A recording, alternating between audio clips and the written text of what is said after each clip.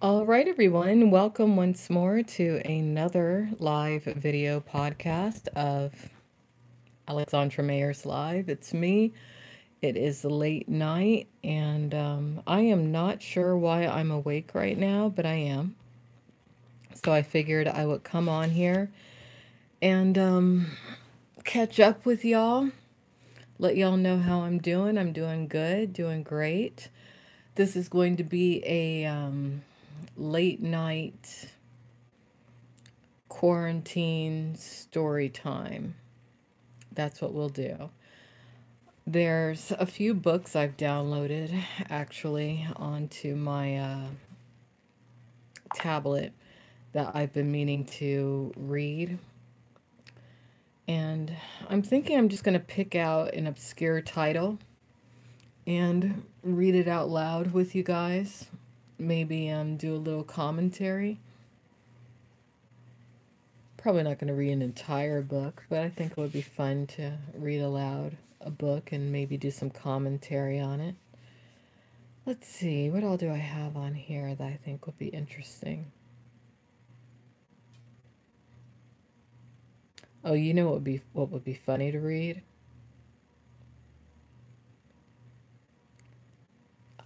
I've been meaning to get to this. Killing Willis. It's a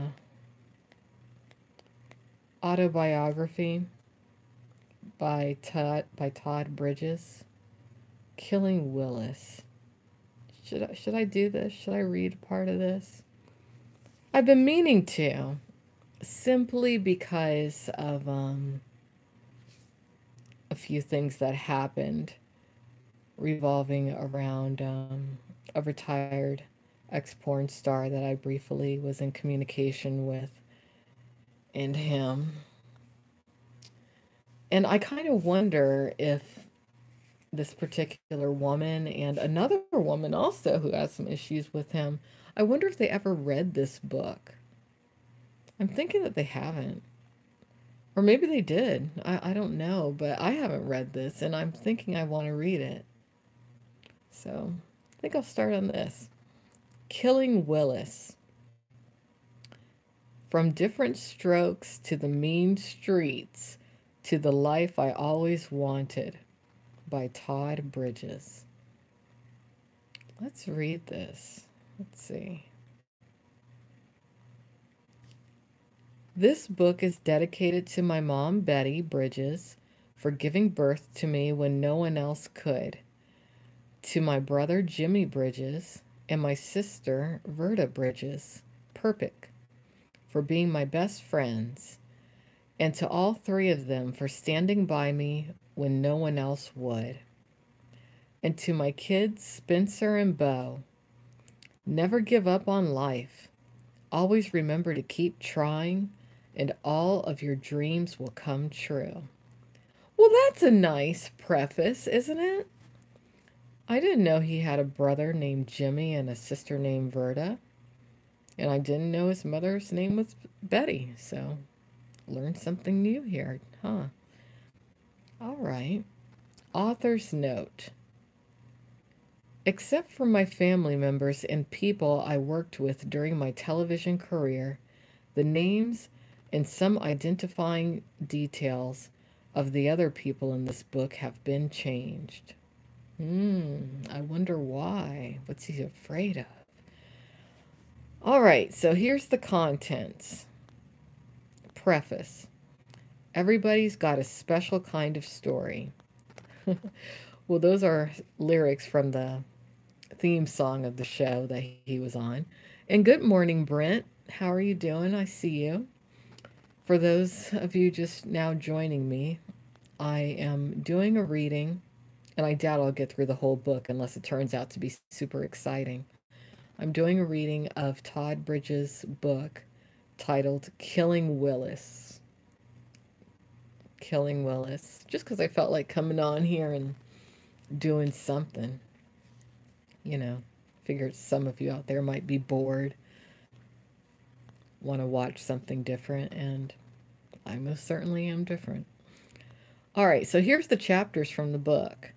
And I encourage all of you out there to go to Amazon and purchase this book. It's available for download and everything. Chapter 1, Suicide by Cop. Chapter 2, I Want to Be Just Like Him When I Grow Up. Chapter 3, Sky's the Limit. Chapter 4, Hollywood Teen. I bet that'll be a good chapter. Chapter 5, Everything Changes. Chapter 6, There's Only Stars in the Sky. Chapter 7, What's an officer like you doing in a uniform like that? Chapter 8, Life After Willis. I bet that one will be interesting. Chapter 9, Billy the Kid. Chapter 10, Life in the Hood. I have a hard time believing that Todd Bridges ever really lived in the hood, but maybe he did. Chapter 11, The Fall. Chapter 12, Justice and Its Aftermath. Chapter 13, Methamphetamine Blues. Ooh. Chapter 14, Back on the Chain Gang. Chapter 15, Seventh Heaven, and then he has an afterword in the book. All right, well, let's just start with the preface, and we might have to skip around to some of these chapters because I'm not going to read the whole book, but I have a feeling that there's going to be some exciting stuff going on in here. All right, preface. Everybody's got a special kind of story.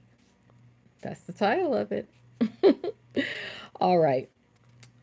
From the time that I was 5 years old, I thought I knew how my story was going to go. Really? At 5, he knew how his story was going to go? Okay. Must have been a really smart kid. Very self-aware, too. Because I don't remember much of anything when I was 5 years old, or what I was thinking. All I ever wanted as a kid was to be a famous TV star. Just a few years later, my dream came true when I was lucky enough to land the role of Willis Jackson on the hit show Diff'rent Strokes. I never knew that the two boys on the show had the last name Jackson until just now. And that's interesting because Todd Bridges claims to have had some sort of a relationship with Janet Jackson. Interesting. If only everything in life happened exactly like we wanted it to, right? I thought I had it made, and for a little while I did. But I didn't know that God had other plans for me. As most people are very well aware, if they happen to check out their groceries anywhere near a tabloid or turn on a TV entertainment show any time in the early 90s, many of the other stories I barely lived through weren't quite so happy. They featured drug addiction, devastating personal loss, and more than one trip to jail. Most painful and humbling of all, they all happened because of decisions I made for myself. After 10 years of struggle, I was finally able to forgive myself and reach the point where I can honestly say that I wouldn't change anything in my life. Well, maybe I wouldn't have worn those Jordache jeans for so long into the 90s. But as we've established, there were a few years when I wasn't in my right mind. Seriously, I would not change a single thing about my life, because if I fixed even one bad thing that happened to me, it would change everything. I wouldn't have my wife, or my son, or my daughter. I wouldn't be the person I am today. And that's the person who was inspired to write this book and tell you my real story.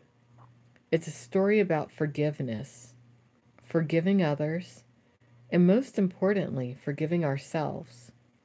It's a story that will hopefully entertain and move people, which is what I've wanted all along. Well, that was nicely written. That was nicely written, but really, I'm thinking that Todd Bridges should write another book because since this book has been written, he's had even more adventures.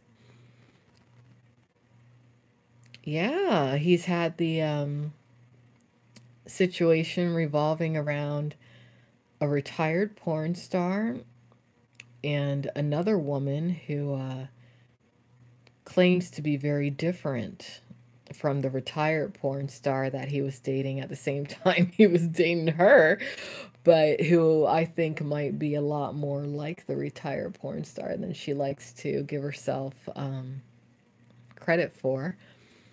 What else? He's had some situations that TMZ has covered. And what else has he done? Well, he hasn't really done much in the realm of any TV shows or movies or anything. But he should probably write another book when I really think about it. So I guess we'll go into chapter 1 and then we'll decide where we want to go from there when it comes to this book. But anyone who's just now joining, welcome to Alexandra Mayers Live, late night edition. All right, suicide by cop. It was my only way out. I couldn't see any other solution. I didn't care enough about myself or anything else to find another answer. Officers from the Burbank Police Department had pulled me over on a residential street. I was on my way back from scoring drugs for a girl I knew, and I had a 16th of speed in the hiding place in my car. Their squad cars were parked close behind my Mercedes with their lights flashing, sirens blaring. They were out of their cars now, coming up on me, their weapons drawn and held steady right at my head. I reached for my gun. This was December 29th, 1992, and I was worn out. It had been a long time coming. I'd been using and dealing on and off for 6 years. And even though I'd been trying to get my act cleaned up, it clearly wasn't working. I decided to give the cops what I knew they wanted. The chance to say they'd taken down Todd Bridges, the former child star turned drug dealer. Whether they got me with bullets or with bars. I never would have let myself get caught with drugs in my car before. But I was a serious dealer of crack and methamphetamine. Shit. I dealt to supply my own addiction to both. Being high made me more alert, and I was high all the time. Sometimes things got real weird, and I felt like I was living in one of the movies I had acted in during my old life. But I always knew when the cops were watching me, and I kept my stuff well hidden. The drugs and dealing had been exciting for a while, but more importantly, they had kept me numb. They made me forget about all the bad things that had happened to me as a child. On the outside, I'd had it all, living the life I'd always dreamed of as a TV star with a lead part on the hit shows Fish and Diff'rent Strokes. Fish? I don't think I've ever heard of that show, Fish. Has anyone else heard of that show, Fish? Anyone in here? Because I haven't. But that wasn't the whole story. On the inside, I've been left with dark memories that overpowered the good. I didn't want to feel the pain I'd carried with me from my childhood into adulthood. And so I didn't want to stop using drugs. But I couldn't keep on going like I was. I kept trying to do the right thing, like my mom had taught me, like I had been taught, like I had been told in church when I was growing up, like I knew I should. But my life was so crazy that any attempt I made to be a decent human being only seemed to land me in another whole mess of trouble. A few months before my run in with the Burbank police, I met this girl, Tiffany. Another Tiffany. Just recently, when Todd Bridges was back in the news due to supposedly, well, I don't know how much you guys follow the tabloids, but he got involved with a retired porn star known as Melissa Hill. But at the same time, he was dating this other woman who claims to be just a regular woman, but her name was Tiffany also. Maybe he just likes Tiffany's.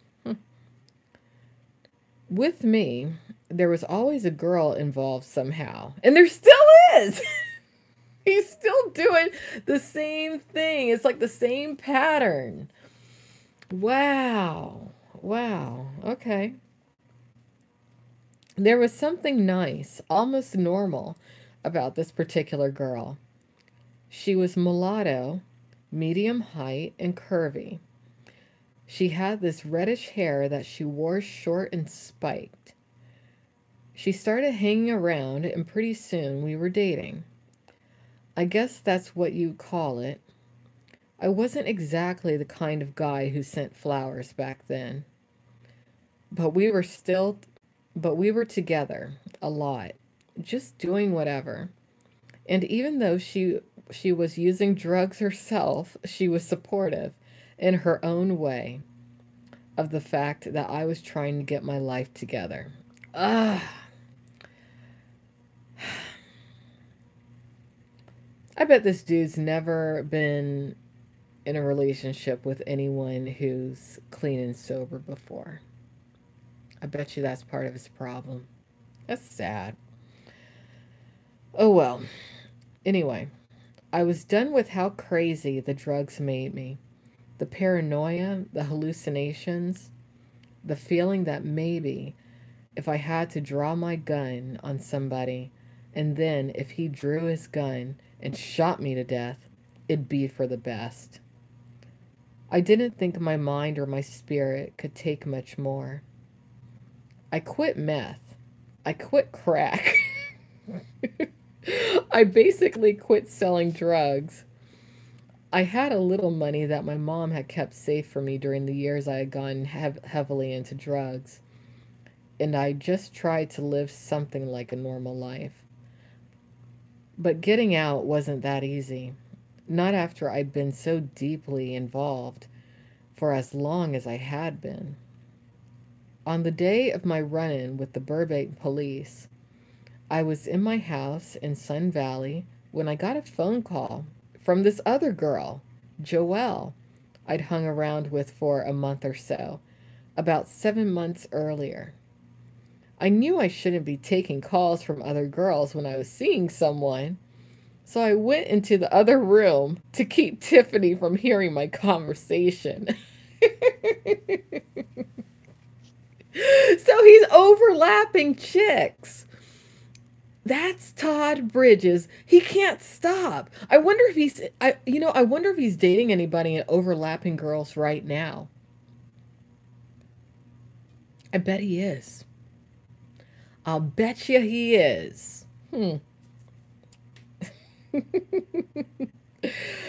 There was no way I was going to not take this call. Joelle was something else. She was the one who got me hooked on methamphetamine. Ew. I wonder if that's true, or if he just wants to blame women for things, because he does seem to like to deflect and project his issues upon others. But who knows? The first time she ever shot me up with meth, the high was so good, I came. I was hooked on the drug, and I was hooked on her. She was a pretty girl, blonde and very voluptuous, with a great body for a drug addict, and very wild sexually. Just nasty and crazy. Ooh, didn't expect to get into this in chapter 1, huh? It was always real intense with her, real on the edge, and I never knew what was going to happen next. So when I heard her voice on the phone that day, all sexy and suggestive, that's all it took to get me excited. Wow.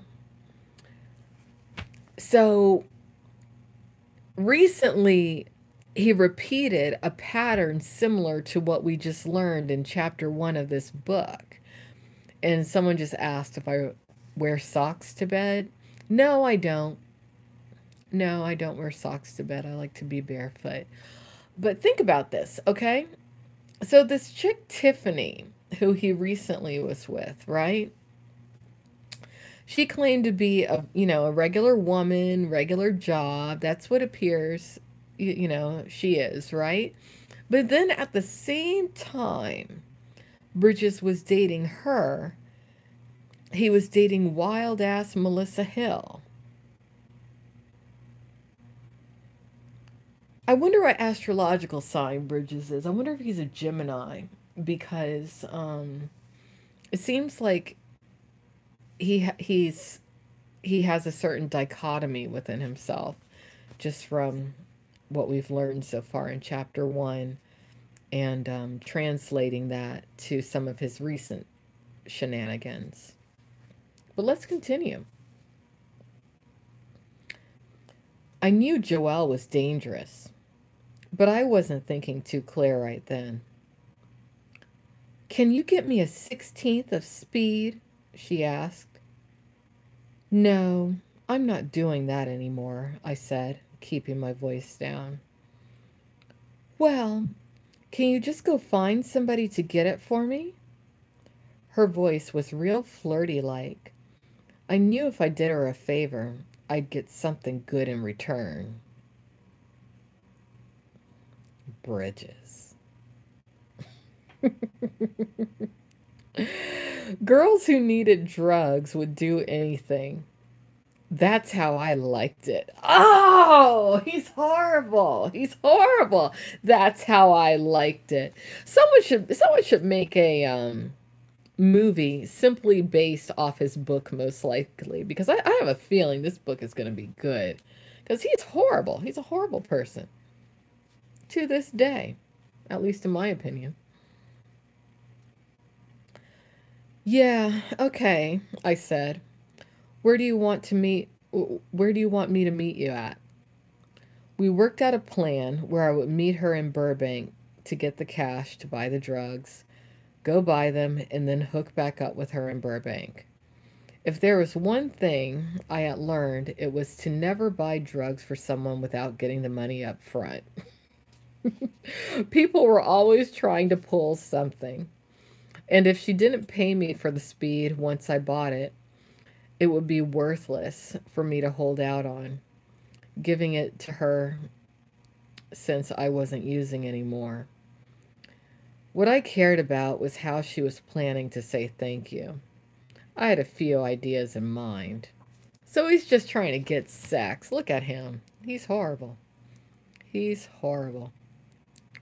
All right, so let's see what people are chatting about. Yeah, that's a wolf on my shirt. It is. And I get why you're saying that, because that girl that he was recently seeing, wasn't her name Tiffany Wolf? Wasn't it? I didn't plan that, though. It just happened. It just happened. All right, well, let's continue. You know what? I think I've read enough of chapter 1. Let's skip ahead to another chapter in this book. And I'm reading Killing Willis, the Todd Bridges book, the older brother on Diff'rent Strokes. Let's see. Let's read chapter 4, Hollywood Teen. That might be fun to read.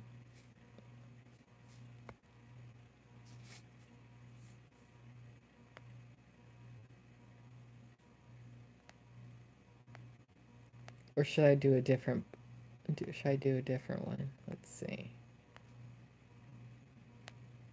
Let's see.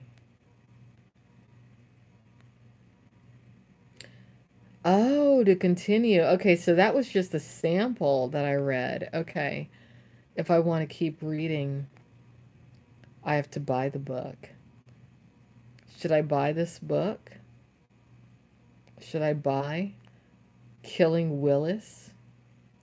From Diff'rent Strokes to the Mean Streets to the Life I Always Wanted? Do y'all think it's going to be worth it?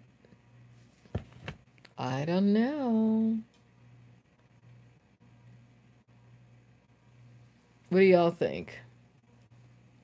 What, you think he's the greatest of all time? Really? Todd Bridges? I don't. I think he's a...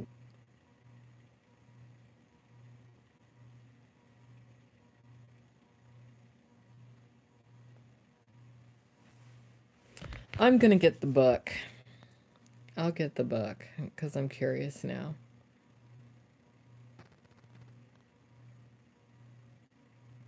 What about you? Oh, you think you're the greatest of all time? No, you're not. But you know what? If you believe you are, and if you want to be the greatest of all time, you can be. You can be the greatest of all time. Why not? All right, I'm going to get this book.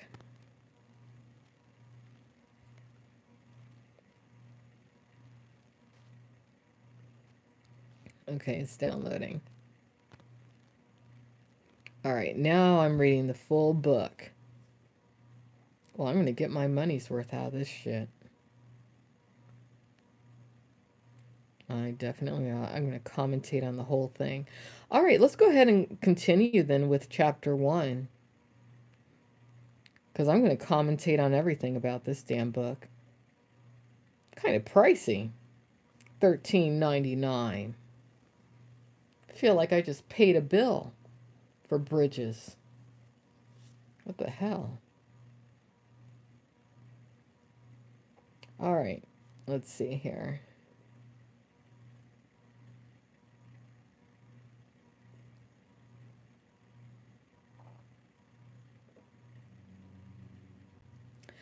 Like I've already said, I wasn't really dealing anymore, so I didn't have any drugs on me. I called a friend of mine and arranged to meet him at his place in North Hollywood to get some speed for Joelle. Then I drove from my house to meet her, and then from there to my buddy's house. While I was driving, I totally forgot about the cops who were following me. This was not easy to do. The cops have been a constant force in my life since I was 15. That's when my family moved to the San Fernando Valley. The police force started harassing me, pulling me over, calling me the N-word, and finding any excuse they could to hassle me until I came to hate the color of my own skin, almost as much as I hated the police. Ooh! That's horrible! That's horrible. You know what? I bet that's true because a lot of people would have a problem with Todd Bridges at that point in his life when he was famous for being Willis because, you know, young, black, famous, probably a lot of Caucasian girls would want to sleep with him because they would have grown up, you know, with a crush on him because he was Willis on Diff'rent Strokes. And I bet you a lot of white men would have had a problem with him, and a lot of white men would have, you know, either known someone in law enforcement or maybe even been in law enforcement themselves, and they would have given him a hard time. That's interesting. Okay. Okay. They'd arrested me plenty of times since I'd gotten into drugs, and they've been following me pretty much nonstop for the past 2 years.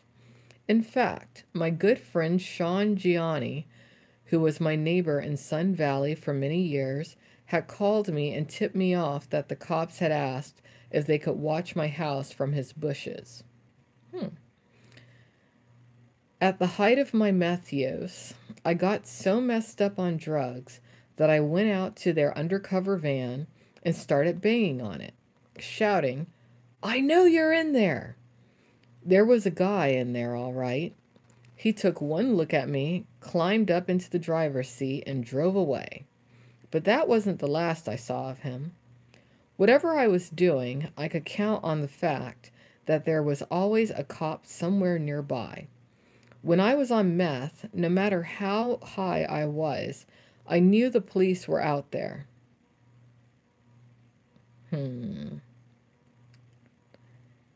I bet they weren't always out there, though. I bet he was paranoid a lot because of the drug use. I bet so. Because people on drugs like meth,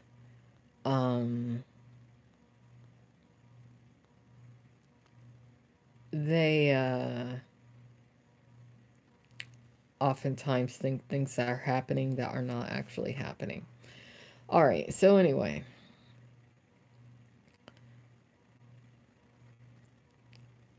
Even when I was doing 14 grams of meth a day, and so high I was having hallucinations, driving around with drugs and loaded guns in my car, dropping off and picking up the girls I had working the streets for me, the cops never caught me.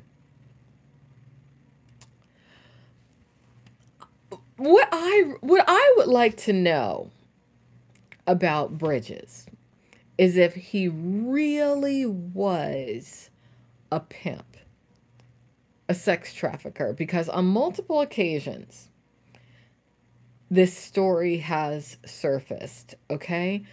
So it's in the book. I've seen some interviews or video pieces where he's talking about being a pimp. But how is he going to be a pimp and not have gone to jail or prison, you know, for a long period of time? Has he? Is it because he was Willis on Diff'rent Strokes he was able to get away with it? Because when he was seeing that girl, Melissa Hill, Melissa did tweet that he mentioned to her that he wanted to get some sort of a big house, fill it up with women, and she was going to be wife number one, or, you know, the bottom bitch, right? So at that point, it's like he was, I guess, going to be a pimp again. What are you talking about, Brent? You always come in my chat and it's like you come in here and you talk about this random stuff that doesn't have anything to do with what I'm talking about. I don't understand what your deal is. Stop that mess. You're worse than Willis or Bridges. Anyway, let's continue. But on that day, in December, I smoked some pot, and pot made me stupid, real stupid. It was the only thing I was doing since I quit crack and meth. It should have been an improvement, right? Well, not necessarily. Not necessarily. You shouldn't do any drugs. You shouldn't even drink, especially if you're African American. I've reached that conclusion. Because I completely quit smoking cigarettes and drinking alcohol. You know, I'll never touch cannabis again, nothing. And I stopped that September of last year, 2019. And I feel like a brand new person. I should have stopped that like years ago. But I just don't think that if you're someone who is prone to being very creative and artistic anyway, I don't think that you should do any sort of substances because I think that's what leads an artist to an early death.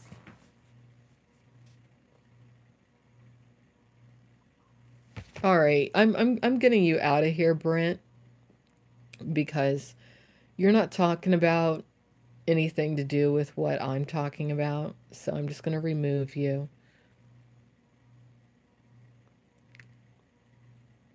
Let's see. I'm putting you in a timeout. You're in a timeout until you can talk about, until you can stay on topic. Stay on topic, you know, don't come in here being off topic. It's weird.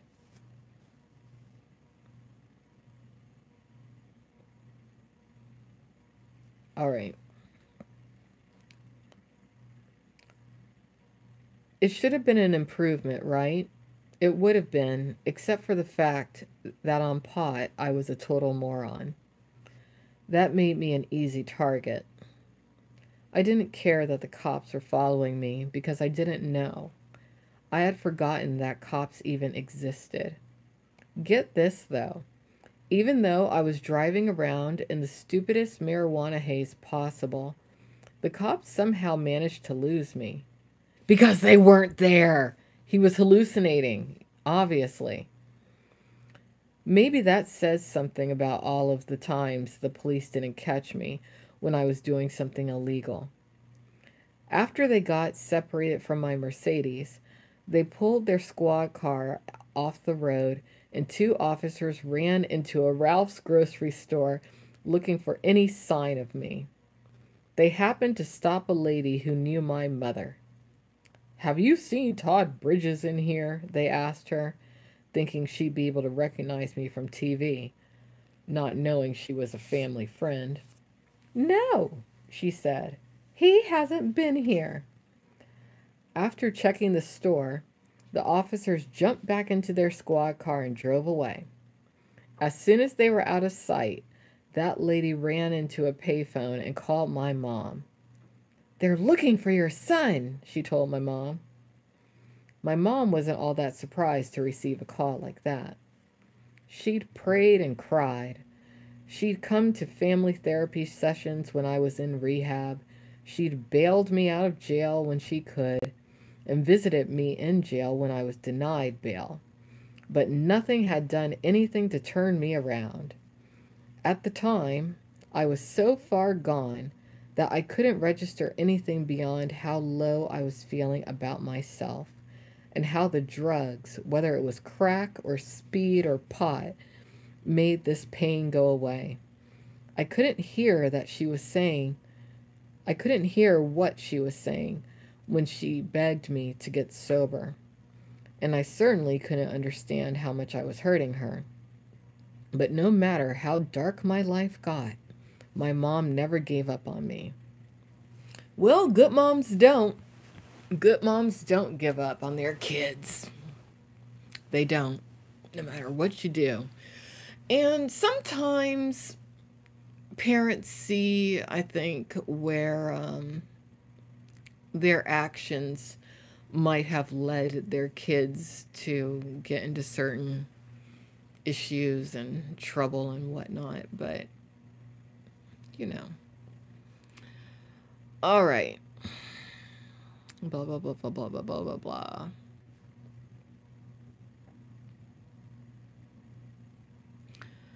When she learned that the cops were after me, she called my house. And when she got the machine, she left a message for me. "Whatever you're doing, stop it now.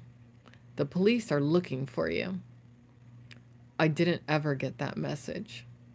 By that point, I was on the way back from my friend's house with the 16th of speed, totally ignorant of all the excitement I'd been causing across the San Fernando Valley. And all this is happening basically in the epicenter of the porn industry.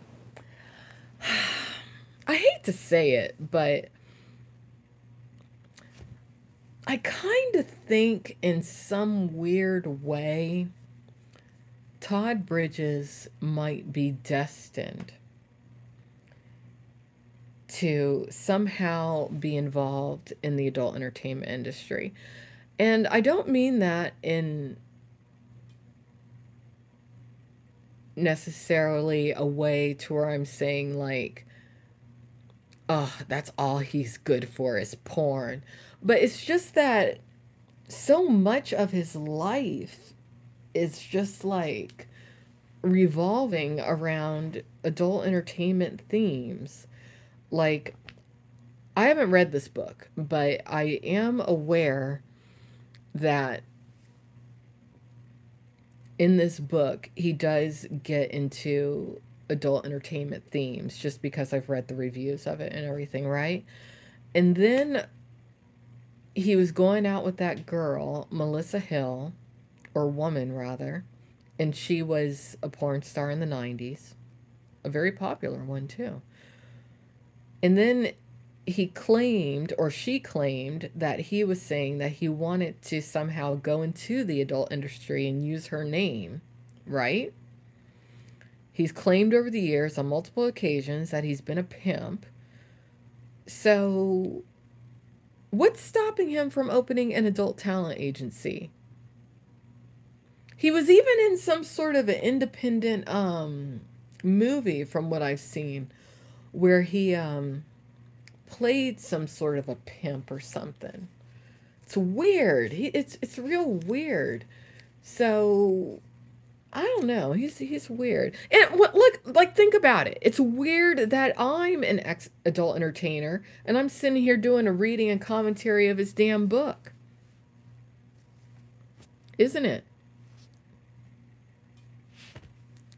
Oh, you're back in here. Let's see what you're talking about now. Person in the chat. Let's see.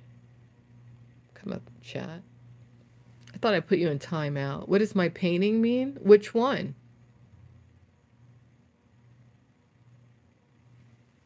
You see, you're not paying attention again. You're talking about betrayal and stuff. Who was he betraying?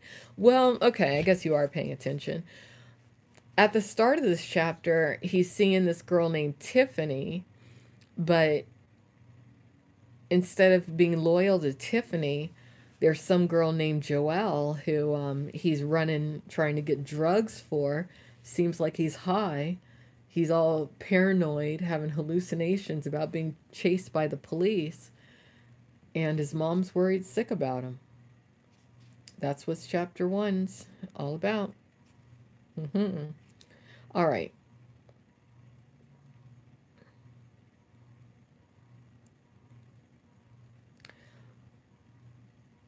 I had the drugs, and I was going to see a sexy girl who would be very glad to get them. That's all that mattered to me. My gun was in the secret hiding place I'd made in the dashboard of my car. It was right below the radio. There was a button that looked like it controlled the car alarm, but when you pushed it, a secret compartment dropped down.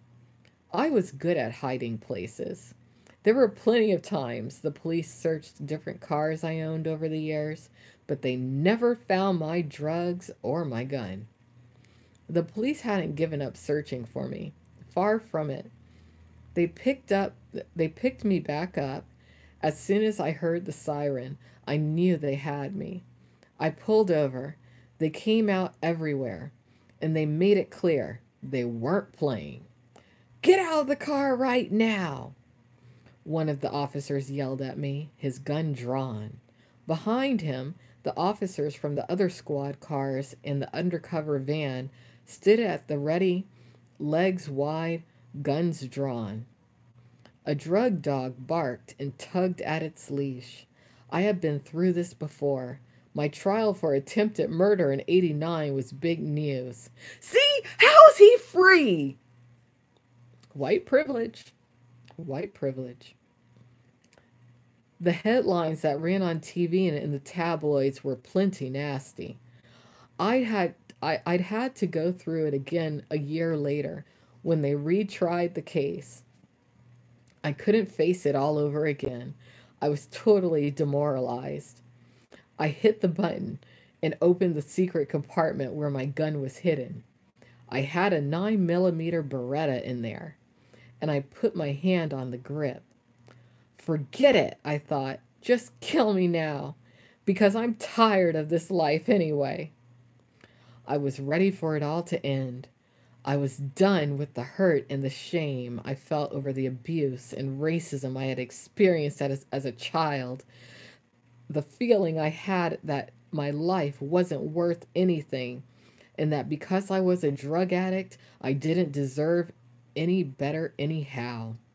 The cops were ready too. They watched me closely. But then, something spoke to me from deep inside myself. Maybe God. Maybe some part of me that had somehow managed to survive all of the bad stuff I had been through and wasn't ready to give up, no matter how much pain I was in. Don't reach for it, the voice said. Just let it go. It was a hard choice.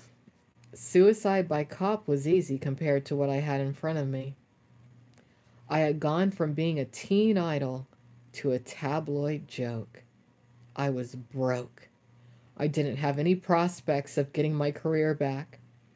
I had been to rehab 5 times.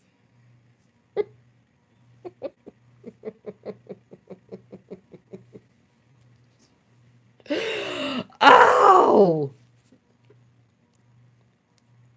I usually didn't last more than a few days. It never once struck for longer than a few months. Oh, I'm sorry. It never once stuck for longer than a few months. I had spent almost a year in jail while awaiting trial and vowed I would never go back. So he did do a year in jail. Okay. Okay. I had tried and failed to block out all of the things that had been written about me in the press before. I had felt pain and self-hatred so deep and raw that the only way to silence it was with drugs. He reminds me a little bit of Shelley Lubin. You know that? Similar, there's some parallels here. There's some parallels. But this was not how I wanted it to end. I wanted to live. I let go of my gun and closed up the secret compartment. Now that I didn't want to die, I was scared that they were going to kill me. The cops in San Fernando Valley had abused me so much as a teenager that I finally filed a police harassment lawsuit in the mid-1980s. It only made them hate me more. And now they had their guns drawn and plenty of reasons to use them. I kept my hands visible as I opened the car door slowly, careful not to spook them.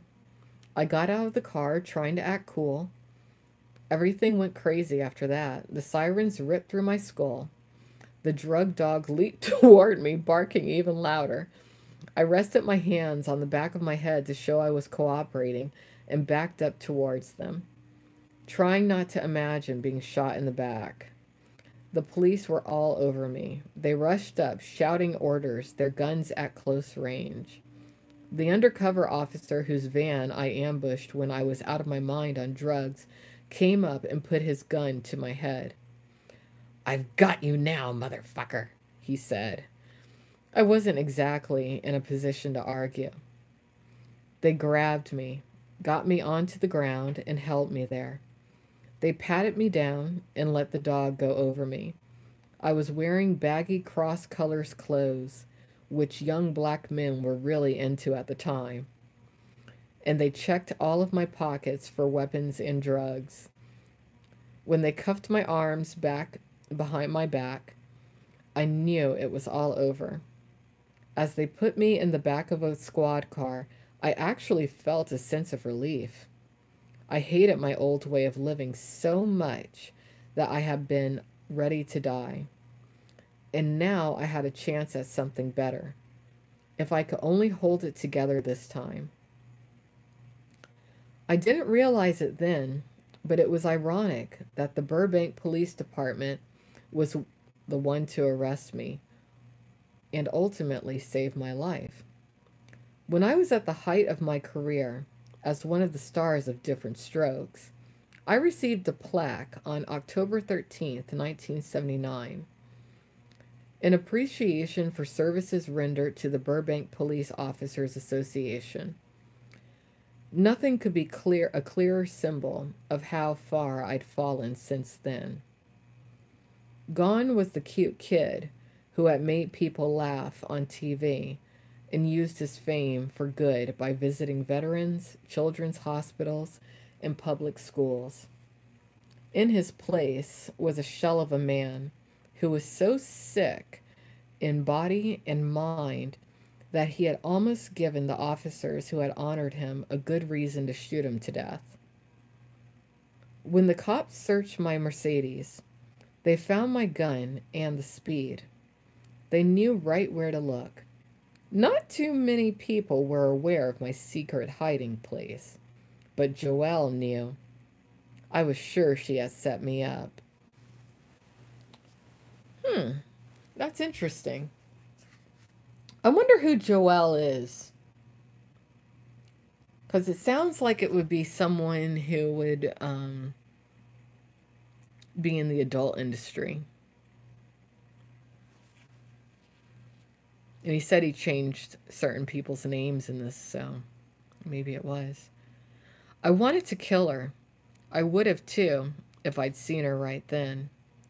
My mind was still all screwed up from the drugs and everything else I'd been through. But I was tired of feeling like that, of living in a world of drugs and guns, where surviving meant getting the other person before they could get me. I felt lucky that I had made it out alive. I was going to at least try to stay that way. Basically, I told the officer everything. Ironically, there wasn't much to tell. Not like if they had arrested me a year earlier. Since I had quit using hard drugs and pretty much quit dealing, my life was fairly tame.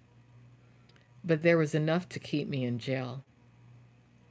I called up my lawyer, Johnny Cochran. And for those who are not aware, Cochran was one of O.J. Simpson's attorneys too. So you had Cochran trying to keep all these black guys in Hollywood, enabled by white privilege, out of jail because a bunch of white men were jealous of these black men trying to kill him.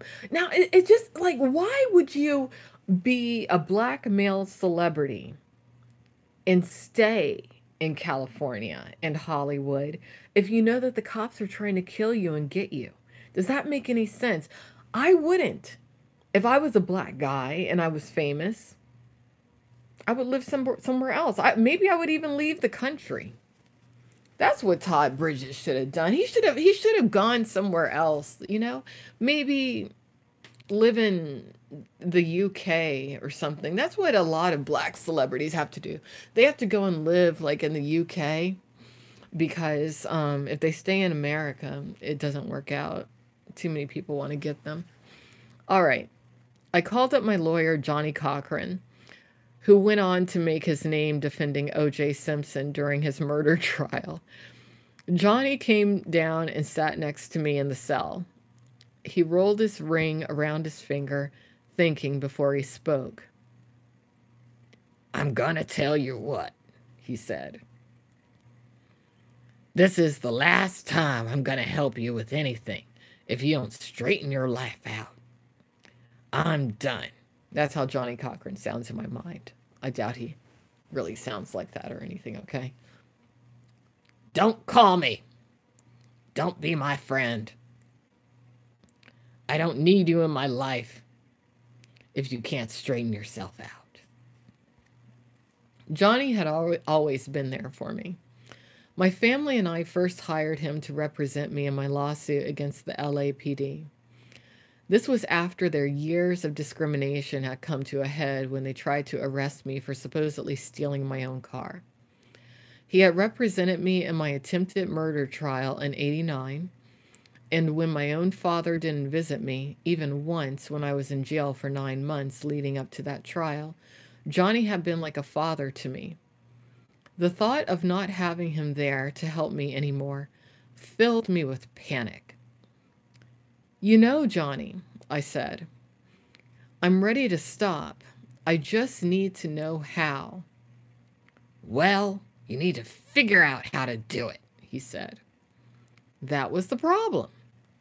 I didn't even know how to start. Stop with the substance abuse. Because I think that today, you know, this dude, he claims to be clean and sober and everything, but I don't think he is. Reason I don't think so has to do with the company that he's kept.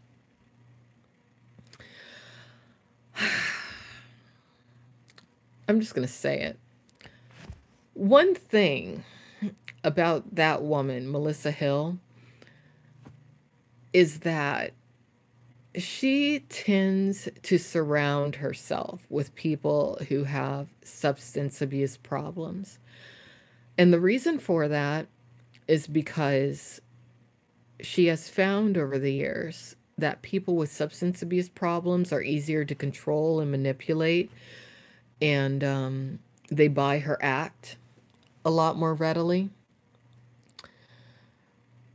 If you look at the people that she currently is in communication with, they're all addicts. That guy, Shelley, he's an addict.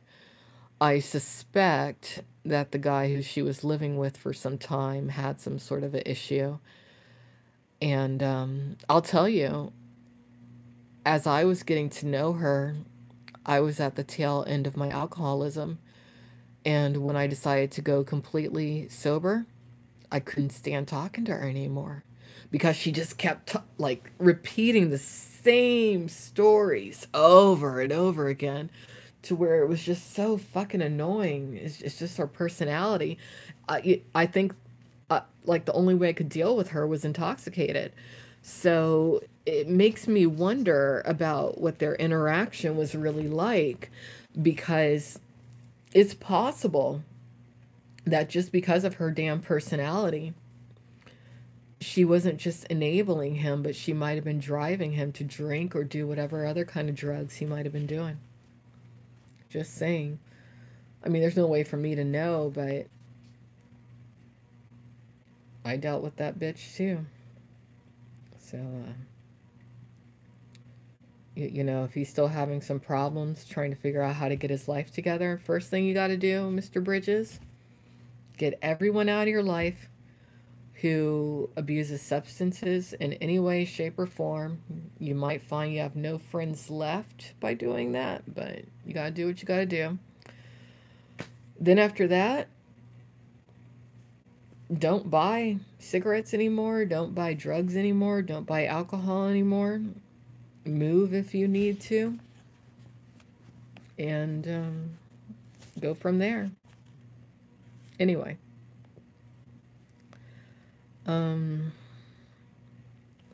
That was the problem. I didn't know where to start. I was bailed out of jail a few hours later.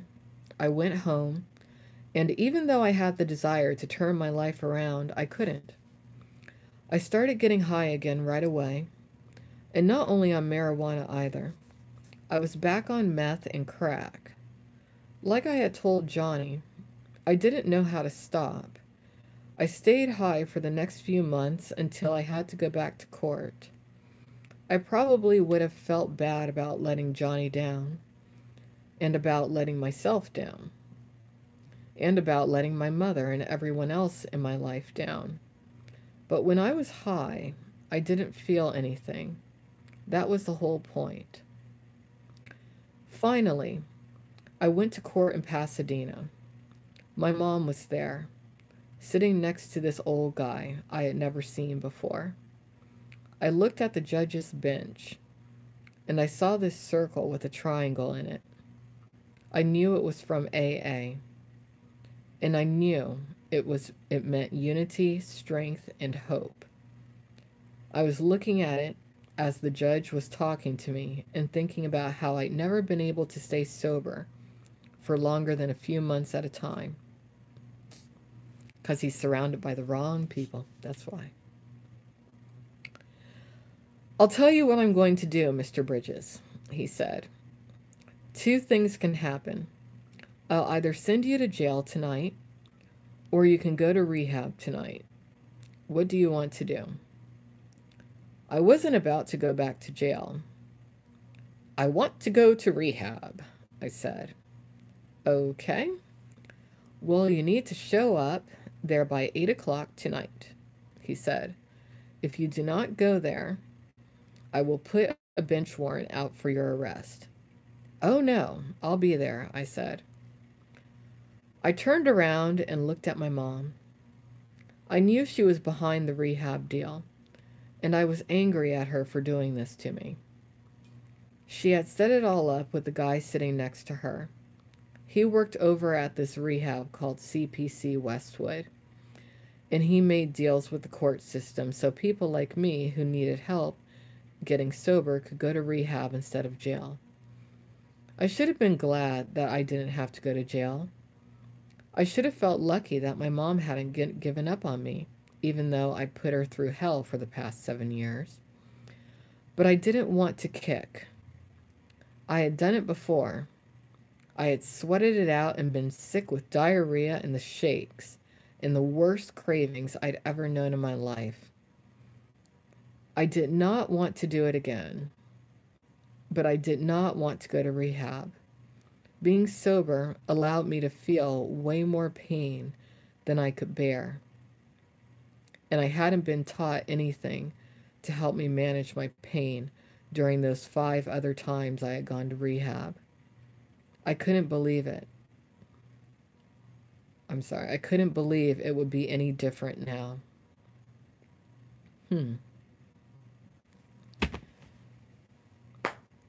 That's a part of the process, feeling the pain. And feeling pain can be good. Feeling pain can be good. To anyone out there who is addicted to anything, here's what I will tell you.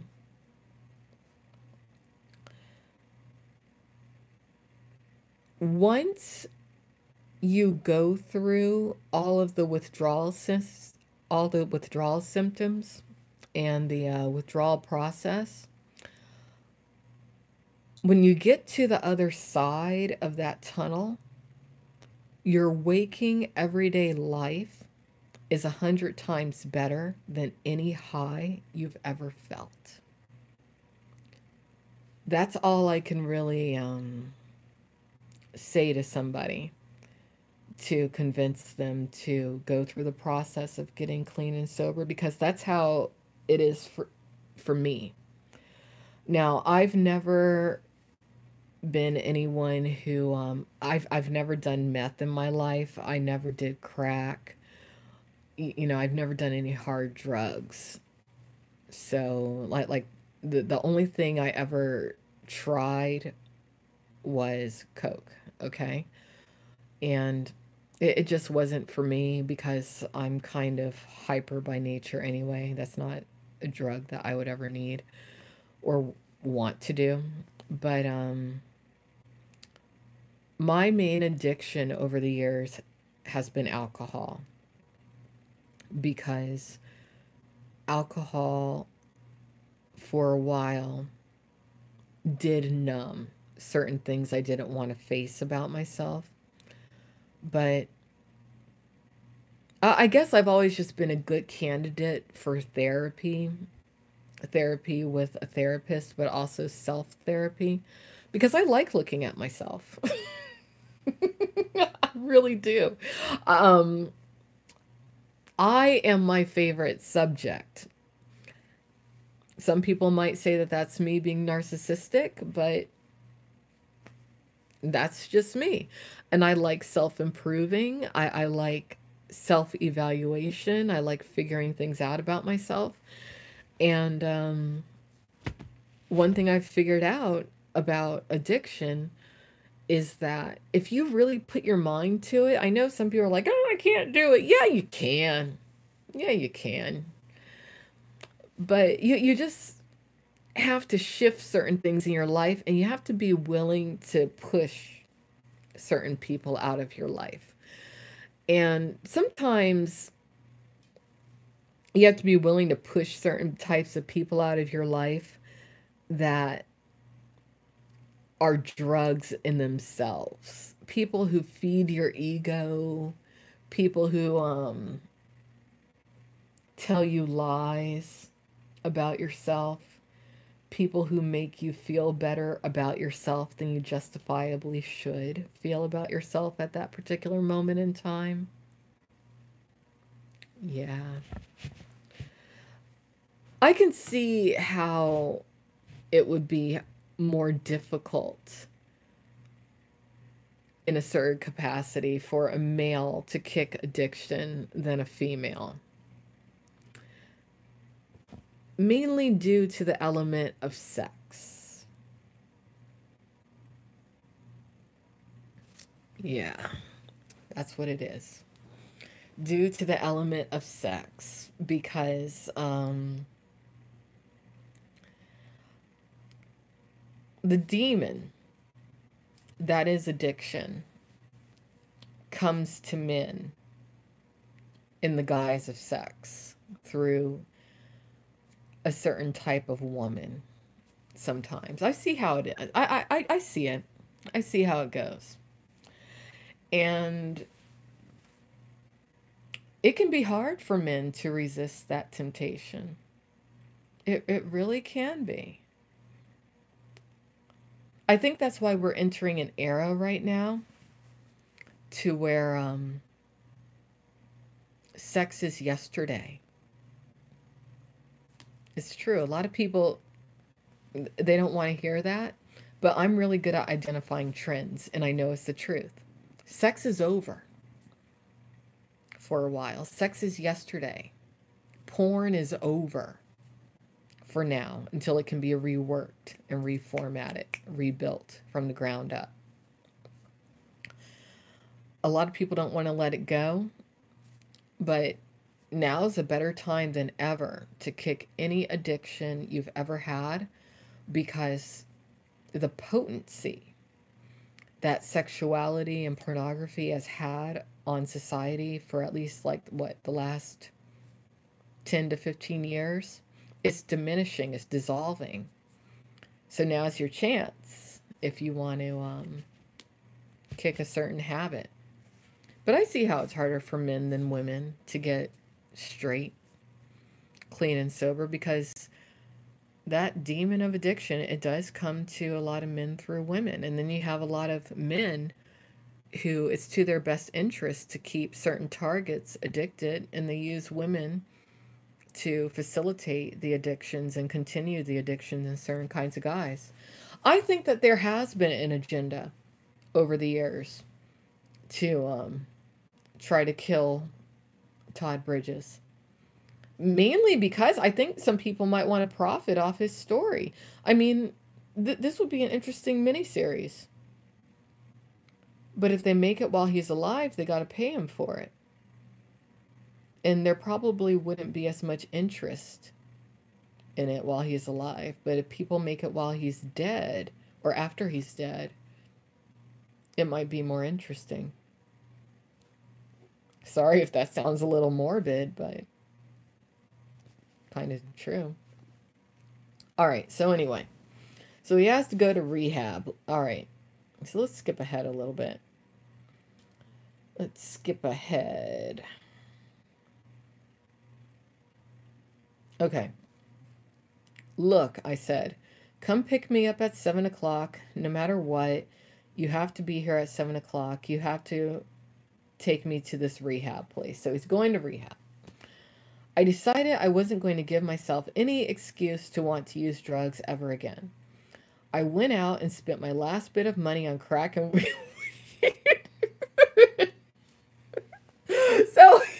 So he's getting ready to go to rehab, right? But before he goes, he's going to have one final bender. Okay. I spent my last bit of money on crack and weed and meth. I brought it home and sat down on my living room couch and spread it all out in front of me. And then I just went for it. I smoked about $200 worth of crack. I shot about $300 worth of meth. I smoked a bunch of weed and one of the homemade bongs I was always building from PVC pipe and whatever else was lying around. And I did all of the drugs I had bought before it was time for my buddy to come pick me up. That way, I wouldn't be able to say, I didn't do this or I didn't do that. Well, you know what I think would be interesting, like an interesting business for Todd Bridges to get into.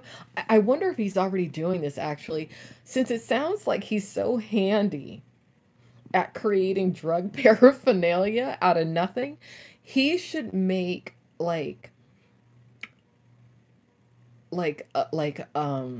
some sort of a drug paraphernalia company, because you know how they've legalized marijuana and everything, right? Now, they only did it to enable white privileged people, but technically that's Todd Bridges, because otherwise he would be dead or in jail if he wasn't enabled by white privilege. That's what his fate would have been, right?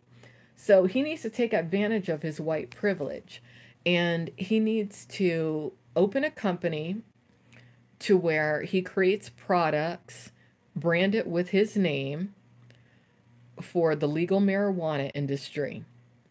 It could be called Bridges Bongs. That's what it could be called. Oh no, there's someone harassing me in my chat room. Let's see. I'll have to report them. Hate speech. I think I'll pick harassment or bullying. Harassing me. Yes. Okay. I didn't want to leave myself any excuses. I was tired of excuses. Oh, but anyway, before I was rudely interrupted, that's what Bridges should do. Bridges should make a company called Bridges Bongs or Bridges Marijuana Business, something like that. And he should talk about responsible marijuana use for people who, you know, need it for medical reasons and who are not doing it in conjunction with crack or coke or methamphetamine or alcohol or anything else. And, you know, turn a negative into a positive. And then maybe he could be happy, or maybe he could employ people of color, even though he doesn't like being black. Maybe he could, you know, confront that part of his life that bothers him. And he could live in Colorado and get out of California and maybe be better. That way he could be a decent dad for his kid. Or children. I think he has more than one children, according to this book. Okay. Anyway. Where were we? My friend showed up to get me at 7 o'clock, and we drove over to CPC Westwood. Even before we got there, all of the paranoia I used to feel when I was shooting a lot of meth came rushing back on me like no time had passed. I was chain smoking and looking every which way, sure everyone was after me. See, that's the thing about rehab. I don't think that they should allow cigarettes in rehabilitation centers when I really think about it. Because nicotine is another addiction. That's not going to work for people. Maybe that's why so many people don't do well in rehab. Because if you're in rehab and you're smoking cigarettes and stuff, you're still addicted to a substance. I never thought about that. When you quit stuff, you have to quit everything. That's what I did. I quit everything. Everything. And not even just substances. You got to quit sex. You got to quit people. That's what you have to do. Anyway, I got myself checked in, and not only was I paranoid, but I was furious too. It was a really nice place with beautiful grounds and a pool. But I did not want to be there. Because you're a brat, that's why. Right away, I went from wanting to get sober to being angry that I had to stop using or go to jail. It was not fair that it had to go down like this. Oh, he's so immature. Life ain't fair, bitch. I was mad at everybody. I called my mom, and when I got her on the phone, I didn't thank her for standing by me for all those years or getting me into a safe place in the end. No. Instead, I said, I hate you and I never want to talk to you ever again. So he said that to his mom and he called her. What a jerk. Horrible son. I wore my shades because I hated everybody. I wouldn't talk to the nurses because I hated everybody. I fell asleep without unpacking or even getting under the covers because I hated everybody. I didn't want to hear anything they had to say. When I woke up in the morning, I had sobered up, so my attitude was even worse. I was furious that I was still in rehab. I should have felt lucky that I wasn't I should have felt lucky that I wasn't coming to in a jail cell at that very moment, but I was too mad to be grateful. A nurse came in and smiled at me. You've got to go to a meeting, she said. I'm not going to no meeting, I said. Screw you. All of my anger erupted then. It was like when I was in school and a bully pushed me too far.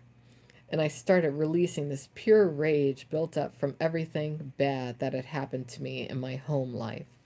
There was no stopping me until I let it all out of me. Okay, blah, blah, blah, blah, blah. We're going to skip ahead now. This is a long chapter 1. Jeez. Let's see.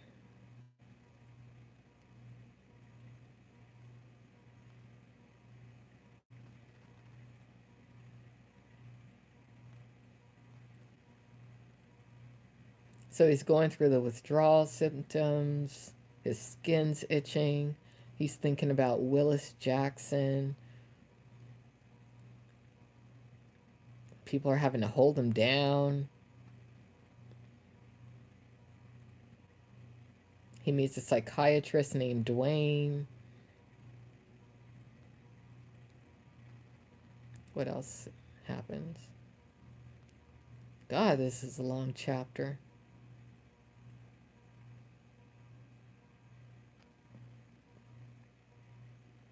He meets a counselor who is a sweet red-headed woman named Judy.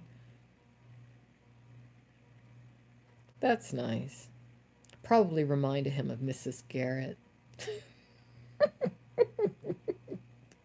They probably had to send in a redhead purposely to calm him down. Okay. So I'll go ahead and close out this chapter. But slowly, I was starting to think that maybe I was... Well, you were what? Well, he wanted to change, okay? But he's not sure if he can change. He doesn't know if he was capable of anything else. But then he realizes that maybe he is capable of something else. Okay. Because for the first time in a long time, I did something different than I had done before. When I got downstairs, I started working with Judy, and I finally knew enough to just shut up and listen. I took in everything she said and everything else had to say. It started to make sense. I wasn't happy yet, but at least I wasn't dead. I wasn't even as unhappy as I had been before. I started thinking about what had happened to knock me down so far in life, because I sure didn't want to go back to those depths ever again. What I wanted was to be the good person I knew I could be. What I wanted was to stop feeling guilty about getting people strung out on drugs and making my family worry and letting myself down. No matter how painful it ended up being, I made up my mind to remember. I vowed to face everything that had driven me to become a drug addict. Finally, let it go, forgive myself, and move on with my life. I could tell It wasn't going to be easy, but for the first time in a long time, I was determined to try. So he's going to try. That's the end of chapter 1. Killing Willis.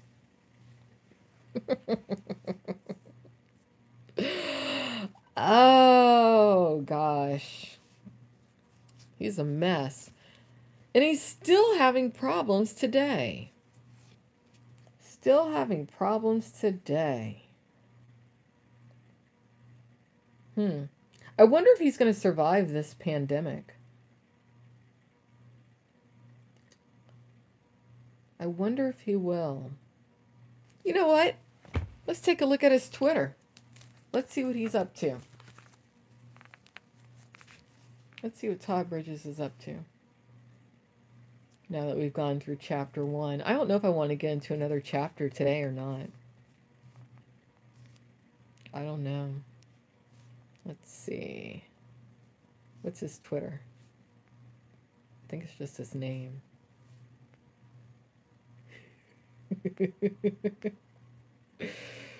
Oh.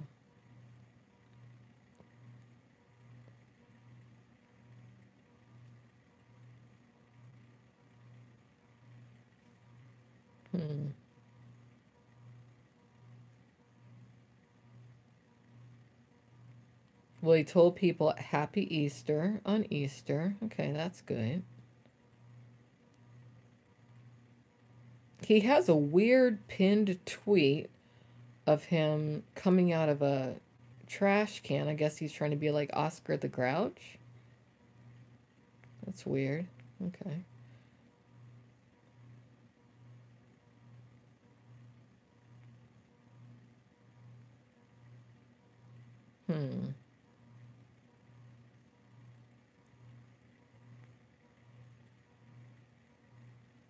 He's obsessing over Lysol wipes.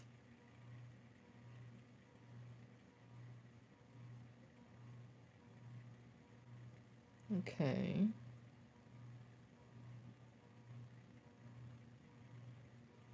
Thing about this dude is that he has a lot of troll accounts. He posts goody-goody stuff on his main Twitter account, but then there's other accounts that he uses for his aggression. Okay, yeah, let's do another chapter. Let's see what else what happens next. What chapter do I want to skip to? Probably not going to read the whole thing, but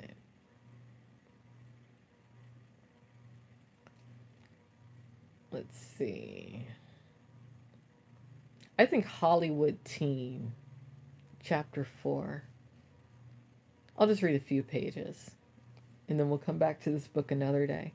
What I'll do, I want to finish, like I was saying earlier, I'm going to finish the Shelley Lubin book, and then we'll delve more into this. Because this guy, he reminds me of Shelley Lubin. It's weird. It's very strange. It's that narcissism. Hollywood Teen. Those were the days when teenage girls loved to read magazines such as 16, Teen Beat, Tiger Beat, and Ride On, which was a favorite with black teens. All were filled with pictures of and stories about their favorite teen idols.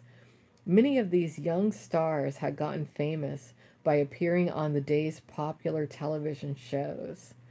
It seemed like every show had a lead actor the girls totally loved. And since Fish was one of the top-rated shows on television, I was becoming a teen idol myself. What is Fish? I never heard of this show. I'm going to look it up. Fish. I think it was probably before my time, because I was born in 79. And this dude's older than I am. Let's see. Fish TV show. What was that? A sitcom? Let's see. I never heard of this thing. 1977. Only had 2 seasons. Okay.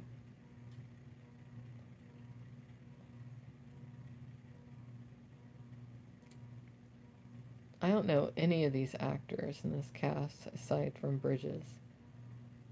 Hmm. Okay. So anyway, apparently that was some sort of a show. And since Fish was one of the top rated shows on TV, I was becoming a teen idol myself. Not only that, but I was the only I was one of wait. Not only that, but I was one of the only black teen idols at that time. I had adoring female fans of all races. It was weird at first having girls scream when they saw me at the mall or on the street, and having both kids and adults come up and ask for my autograph or tell me how much they loved the show. But I started to like the attention, especially from the girls. What teenage boy wouldn't?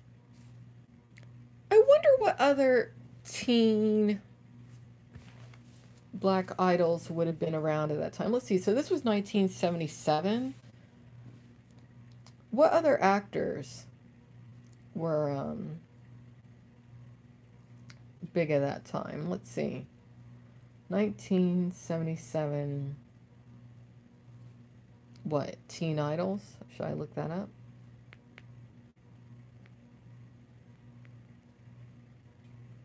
Let's see who all was big at that time. David Cassidy, Sean Cassidy,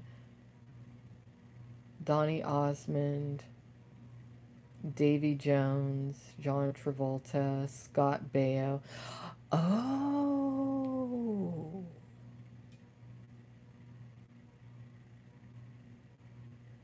Huh.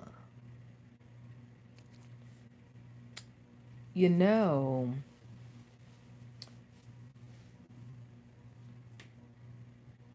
I guess if Fish had become more popular, he would have achieved the equivalency of fame as Scott Baio. And him and Scott Baio seem to be friends in some way. They seem more like frenemies, though, than friends, at least from my perspective. I think Scott Baio uses Bridges as like an accessory, just so he can say he has like a black friend, because I think Baio is a racist, personally, because he's a Trump supporter. Thank you for saying something nice. You enjoy my voice. I enjoy it too. I'm one of those people who likes the sound of their own voice. I know it's kind of weird, but I really do. Because I know it's nice. It's pleasant, isn't it? Very pleasant. I'm lucky. But let's see who else. So those are the. So something happened that, you know what, that they did fuck him up. They did fuck up Bridges. He should have. He was on his way to becoming more of a teen idol, but it's probably because he kept messing with the white girls. People didn't like that. And it's fine. You can be attracted to whoever you want to be attracted to, you know, in your life. I'm not against interracial relationships, but the good old boys didn't like that. That's what happened. That's what happened. All right.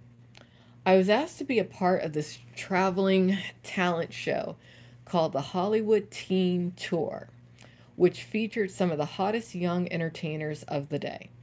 The group included Scott Baio, who had made a name for himself even before landing his most famous role as Chachi on Happy Days, when he starred in this kid's gangster film Bugsy Malone in 1976. It also featured Lou Ferrigno, otherwise known as the Incredible Hulk, and Willie Ames, who was Tommy on 8 is Enough. We toured across America on and off for 3 years, flying to different cities on weekends and when our television shows were on hiatus.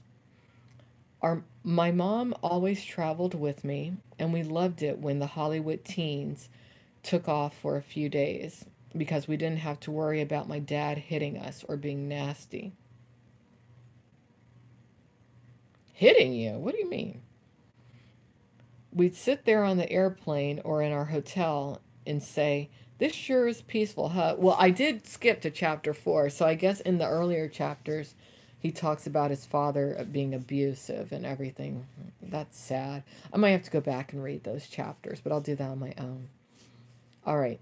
The guys on the tour with me varied from year to year, but Scott Baio was always involved, and we became close friends. The whole group of us would make appearances at malls and amusement parks, and packs of teenage girls would crowd around us, screaming and trying to rip off our clothes. Nice work if you can get it. As you can imagine, we were in heaven. I was only 12 when we first started doing the show, but that was plenty old enough to appreciate the attention. The rest of the guys were about 16 or 17. We all had a talent in the show. Mine was singing and dancing. I performed Grease Lightning from Grease. I would get up on stage and sing, "Grease Lightning, go Grease Lightning." I danced while I sang, doing all of the moves from the number that had been choreographed for John Travolta in the film. Now, I don't want to hurt anybody's feelings, but I have to be honest about this. I was always the best dancer out of everyone. Oh. Scott Baio was my very good friend, and we still talk to this day, but it must be said, he was a horrible dancer. Sorry, Scott. Scott and I always had fun when we traveled together. Even though we were acting on hit shows, making good money, and getting attention from female fans, we were really just teenage boys. We loved getting nothing more than we loved nothing more than to goof off. As soon as we got to the airport, we'd find ourselves in some wheelchairs and kill time until our flight by racing up and down the length of the terminal. We figured out how to get on the intercom so we could be heard everywhere across the whole airport. We used to say all sorts of silly things, but this one but this was one of our favorite announcements to make. Paging me off. Last name me off. First name Jack. Paging me off. Paging Jack me off. Okay. We could barely get the words out. We were laughing so hard. We thought that was hilarious. It wasn't all fun and games, though. This was the mid-70s, and the country was still very much divided by race. Well, welcome back to the 70s. Oh, damn coronavirus pandemic. There still weren't many successful blacks in any arena, and I was one of the only few popular black entertainers at the time. Other than Michael Jackson, I was the only black teen idol.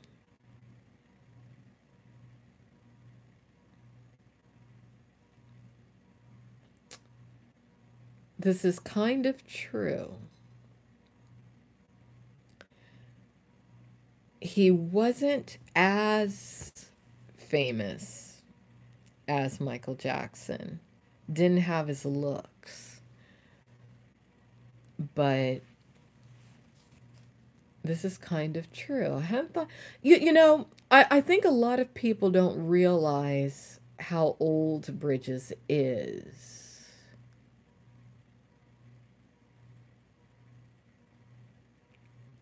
Because let's see, he was 12, he's saying, in the 70s, so he was entering his teens. Hmm.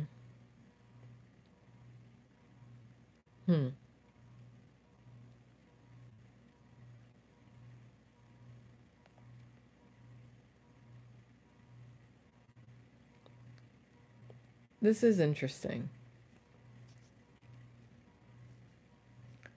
This made me especially popular in black households. There were plenty of girls of all races who showed up and screamed my name at my appearances. But the more popular I got, the more it opened me up to attacks from people who had a real problem with seeing a black kid get famous and rich. There were plenty of them out there, like when I experienced racism for the first time in Los Angeles. It was hard for me to understand how my skin color could upset people that much and make them be so cruel to me. I made it ugh, I may not have understood, but I definitely was affected by it. All of this, both the good and the bad, was a lot to handle at an age when most kids weren't dealing with anything more complicated than their paper routes and first dates.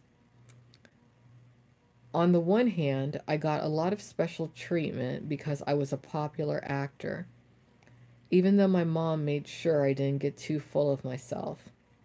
It was not hard, sorry, it was hard not to feel different from other kids my age. I was on television, just like my idol Red Fox was. I didn't know exactly how much money I was making, but I knew it was a lot. People did things for me and took care of me when I was on set or making a public appearance. I knew there was something special about me. On the other hand, I was a symbol of something dangerous for a lot of racist people who didn't want to see blacks in our country get too uppity or expect too much in the way of equality. They couldn't stand the thought that this little black kid was making more money than they were. I heard some pretty nasty things. It didn't happen everywhere we went, but it happened a lot in the South and the Midwest. And it always went something like this. I'd be on stage with the Hollywood teens, and we'd all be having fun, playing off each other and getting amped up by the crowd's energy.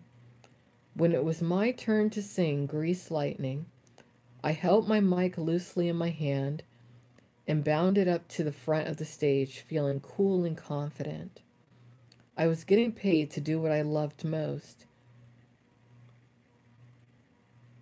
I was getting paid to do what I loved most in the world, and I was good at it.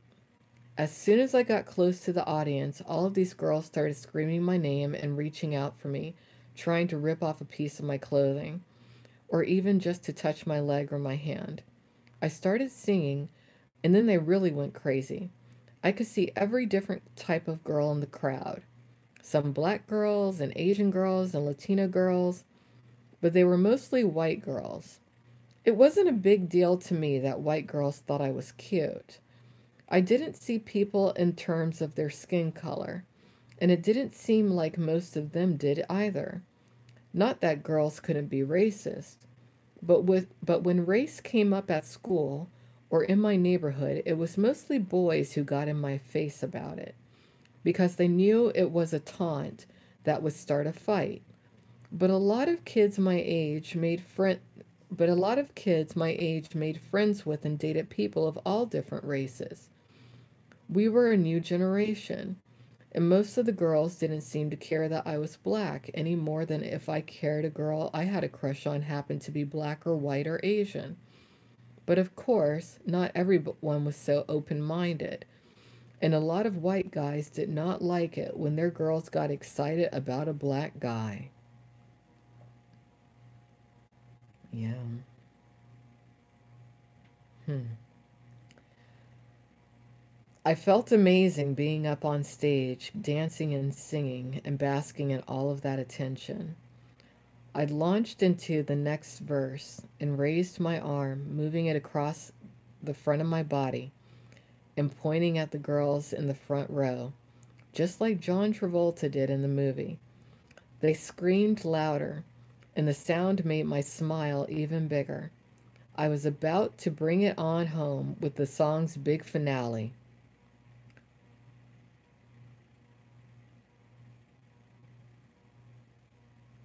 And here's what happened. Get off the stage. inward. A man's voice boomed out of the crowd. It was like the air got knocked out of me. I was up on stage, and there was nowhere to hide, and all I could do was think that everyone was looking at me and thinking I was nothing but an inward. I'm going to stop there for tonight. Yeah.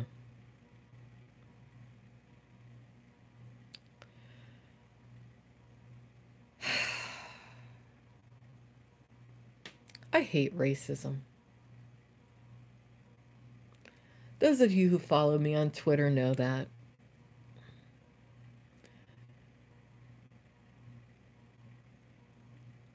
That last segment of the book that I just read, you know what made me feel along those lines not too long ago? When this guy who claims to be a speaker for African Americans, but in actuality is only a speaker for himself, known as Tariq Nasheed, when he labeled me a Negro bed wench, simply because I used to work in the adult entertainment industry. He labeled me such because it was convenient for him. He didn't take any time to get to learn anything about me, nothing. He just saw that I'm an ex-adult entertainer, and he went there. Simply because I don't agree with his politics. There's a lot of ways to knock the wind out of somebody's sails. And you got to be careful doing stuff like that, because when you do, sometimes you think you're not hurting the person that bad, but it does hurt them to such an extent that it plants a seed that grows and grows and grows over the years, to where in time that person may end up doing something so extreme